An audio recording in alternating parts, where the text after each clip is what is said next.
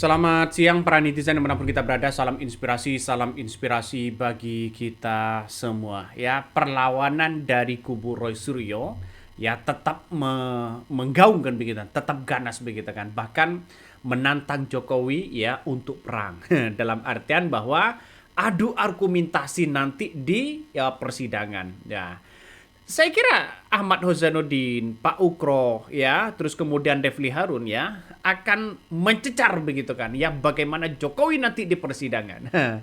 Karena sudah jelas bahwa bagaimana Roy Suryo ini tangkap, ya, nampaknya banyak muncul spekulasi bahkan menyatakan ini kok dipaksa kayak teroris begitu kan, ya ini kok dipaksa kayak apa namanya korupsi triliunan. Ini kayaknya kok dipaksa kayak maling apa namanya ini dan itu begitu. Ya, untuk penangkapan-penangkapan itu dan pada akhirnya apa yang terjadi begitu? Ini dikritik habis begitu. Seharusnya dengan KUHP yang baru begitu kan. Kan tinggal menyampaikan surat kepada kuasa hukumnya. Kalau Roy Suryo ya sudah waktunya ditahan misalnya begitu kan. Kenapa kok langsung ditangkap seperti itu? Wajar kalau para kuasa hukumnya begitu kan ya apa namanya mengkritik habis-habisan begitu kan penegakan hukum yang ada. Tapi entahlah begitu kita hormatilah begitu kan ya karena ini apa namanya ada prosedur-prosedur yang kemudian kita lihat begitu karena itu kata Ukro begitu kan ya kata Pak Ukro ya ini kan menjalani tugas begitu kan siapa yang memerintah itu kan itu yang menjadi pertanyaan penting. Dan pada akhirnya Ahmad Hozainuddin ini menantang balik seorang Jokowi begitu kan ya seruan perang terbuka begitu terhadap Jokowi begitu kan dan bahkan banyak muncul spekulasi-spekulasi yang ada begitu dan pada akhirnya keberanian dari kuasa hukum ini kan sudah mempelajari bagaimana undang-undang itu begitu. Saya kira Jokowi akan dikuliti habis. Coba kita tonton dulu apa yang kemudian disampaikan oleh Ahmad Hozainuddin. Bismillahirrahmanirrahim. Kami nyatakan perang terbuka secara hukum melawan saudara Joko Widodo. Allahu Akbar. Siap. Bubarkan termu. Ya, silakan kalau ada pertanyaan sebelum kami. Nah, itulah yang kemudian disampaikan oleh Ahmad Hozainuddin begitu kan ya. Siap ya perang terbuka dengan seorang Jokowi. Dalam artian ya, perang terbuka itu adalah adu argumentasi bagaimana nanti di persidangan itu begitu. Nah, kalau Jokowi bisa dicecar dengan pertanyaan-pertanyaan oleh Ahmad Hozainuddin, saya yakin bahwa seorang Jokowi akan kelimpungan. Ya, tidak bisa berkata-kata apa-apa begitu kan, ya. Apalagi soal bagaimana ya KKN-nya dan sebagainya begitu kan, ya.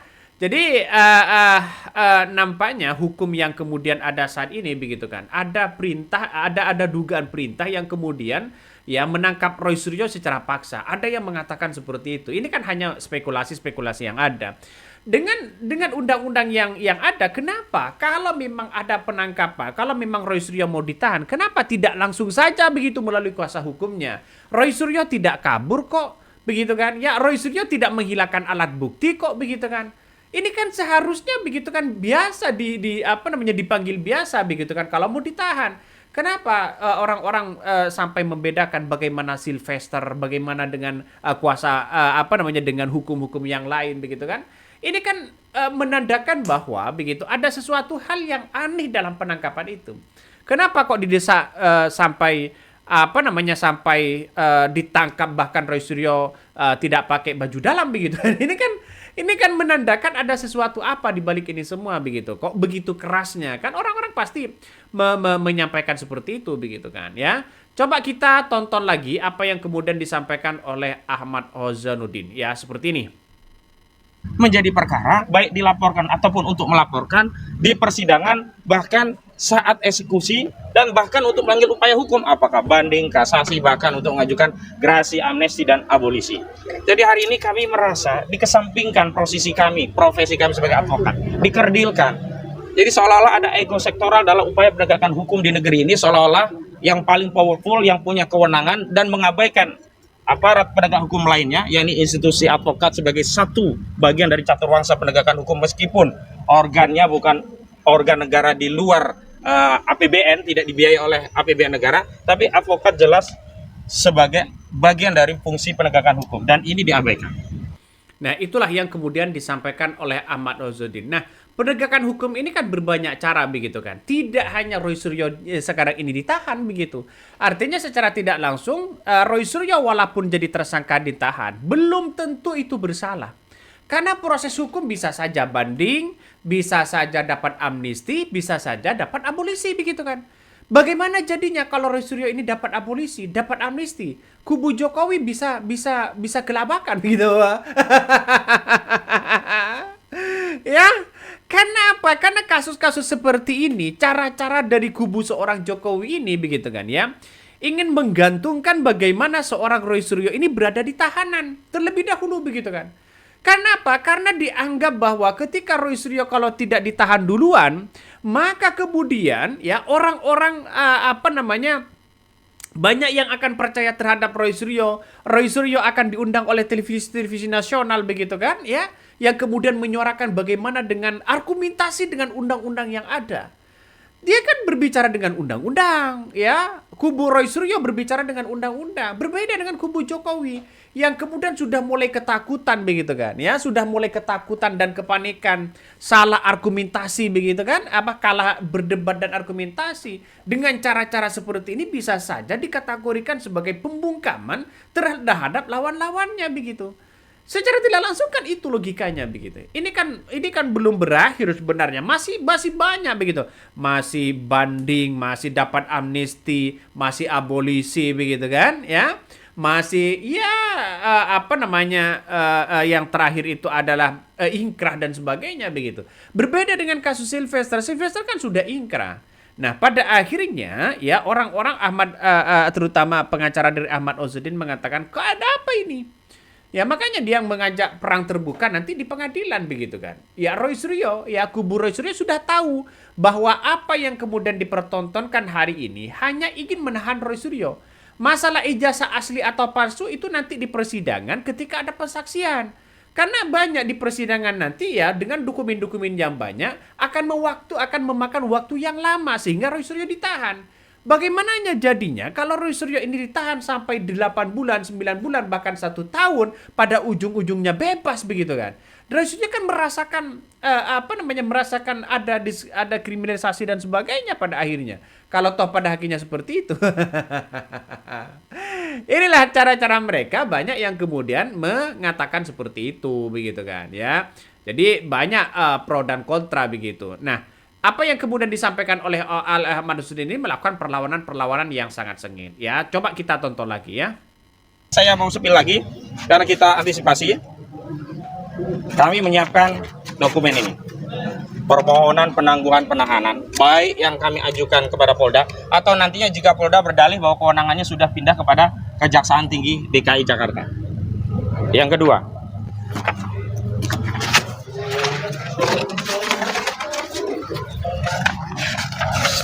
kami telah menyiapkan jaminan penangguhan penahanan yang kami sudah edarkan kepada sejumlah tokoh, di antara yang sudah mengisi dan ada di atas materi adalah Pak Din Samsudin, tinggal kami ambil.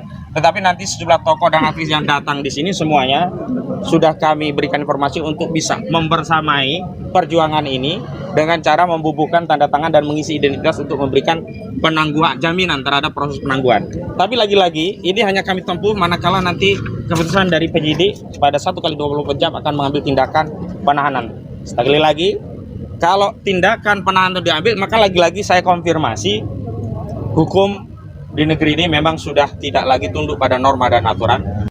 Nah, itulah yang kemudian disampaikan oleh Ahmad Ozzuddin begitu kan.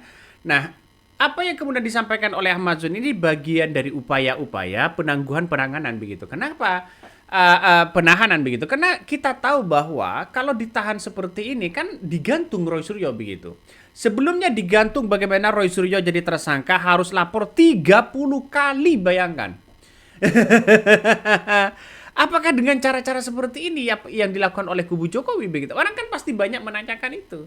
Nah, spekulasi inilah yang kemudian ya sekarang ini ya malah Roy Suryo ya kubu dari Jokowi kegirangan begitu kan, kompak sontak ngeledekin begitu kan ya. Bagaimana Roy Suryo ditahan dan sebagainya begitu. Tapi jangan heran, perlawanan-perlawanan itu bisa saja berbalik arah kepada kubu Jokowi. Ya, siapa yang akan masuk penjara terlebih dahulu begitu kan nanti di persidangan. Tunggu saja begitu. Karena begitu ahli banyak, ada Pak Ukro, ada Refli Harun, ada yang ini dan sebagainya sebagai ahli di situ begitu. Pada akhirnya akan perang terbuka soal bagaimana gagasan dan pengetahuan nanti di persidangan. Akan semakin detail di situ begitu kan. Ya, ada banyak ahli di situ begitu. Nah, pada akhirnya siapa yang akan menang di situ? Wih, seru ini. Saya yakin persidangan ini akan seru begitu kan. Ya, para termol-termol kalau kalah aduh, akan banyak hal-hal yang kemudian akan akan dipermalukan oleh Roy Suryo dengan kawan-kawan mereka begitu kan. Karena kita lihat saja Roy Suryo sampai sekarang santai-santai aja mereka begitu kan, happy-happy aja di situ begitu. Ya, coba kita tonton seperti ini. Hukum di negeri ini memang sudah tidak lagi tunduk pada norma dan aturan, tetapi tunduk pada atensi dan atensi politik saudara Joko Widodo. Saya sampaikan kepada saudara Joko Widodo, saudara Joko Widodo puas sekarang saudara melihat anak bangsa warga negara Anda hari ini dijemput secara paksa. Apakah Anda cukup puas dengan peristiwa hari ini, atau Anda justru kurang puas ingin Roy Suryo dan kawan-kawan ini ditahan semuanya? Wahai kubu Jokowi, termul-termul, puas kalian mendengar kabar penangkapan ini? Ini hukum yang kalian pamerkan sebagai penegakan keadilan. Lalu mereka berkata kalau tidak ditahan nanti katanya akan hadir di TV ini, TV itu. Hadir di TV itu hak konstitusional dan menghargai undangan televisi. Dan yang disampaikan itu adalah pendapat, bukan mengulangi perbuatan. Kalau esensinya dia tidak bisa melawan pendapat, tidak kuat melawan argumentasi, berarti persoalannya bukan adanya kejahatan yang dilakukan berulang, tetapi tidak adanya kemampuan untuk melawan argumentasi para Suryo di ruang publik yang menyebabkan mereka mengambil upaya represi.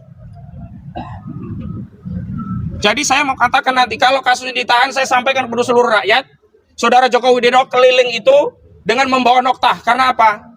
Kalau sampai ditahan berarti saudara Joko Widodo itu adalah orang yang sedang mengkampanyekan sebuah partai yang dipimpin anaknya, saya sebut PSI, tapi pada saat yang bersamaan dia zalim kepada rakyatnya yang 10 tahun pernah dipimpinnya.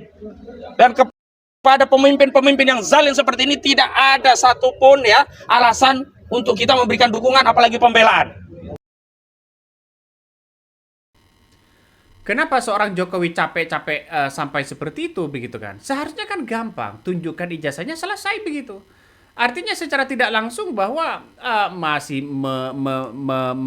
datang di persidangan, masih alibi sana sini begitu kan. Ini kan ngeri-ngeri sedap pada akhirnya.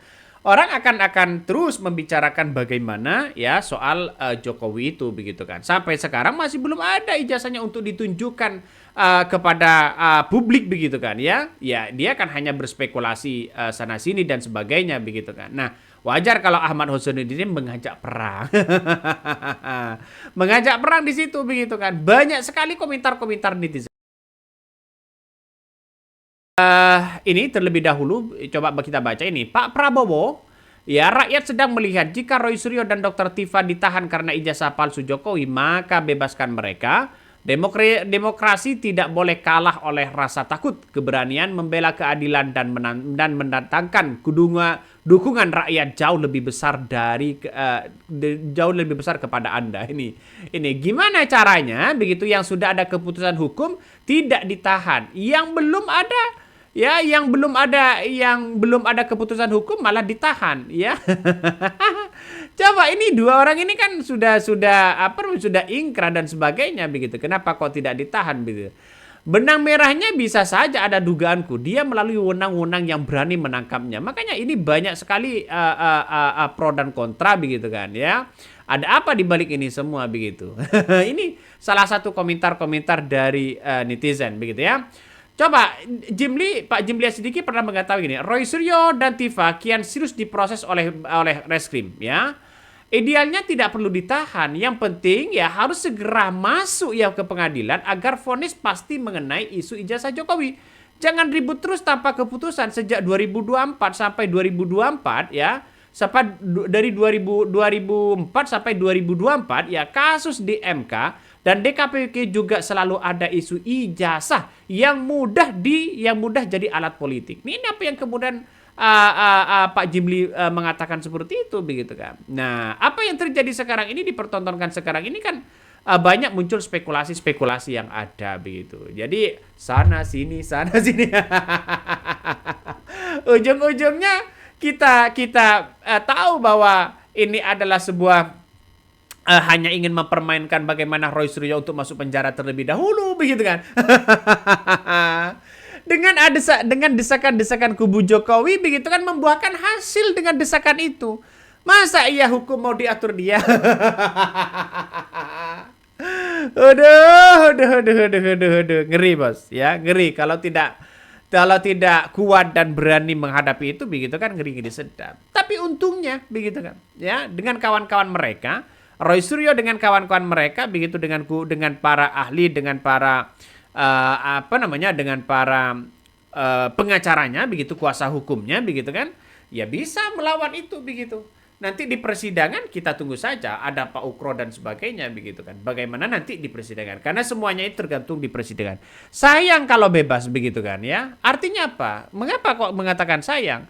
Ya karena Roy Suryo ditahan. Kenapa kok ditahan terlebih dahulu begitu? Kenapa tidak diproses di pengadilan? Kan itu logikanya. Ini kan pada akhirnya kan sangat-sangat sayang begitu kan ya. Oke, mungkin itu yang kami sampaikan ya. Tonton terus di channel Khodari Podcast Rakyat ini. Jangan lupa di subscribe.